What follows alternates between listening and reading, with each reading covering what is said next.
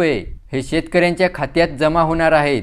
तर मित्रांनो, या 4 योजना कोणकोणत्या आहेत आणि तुमच्या खात्यात यापैकी कोणकोणत्या योजनांचे पैसे जमा होणार हे जाणून घेण्यासाठी व्हिडिओ शेवटपर्यंत पहा आणि चॅनल सबस्क्राइब केला नसेल तर सबस्क्राइब अवश्य करा।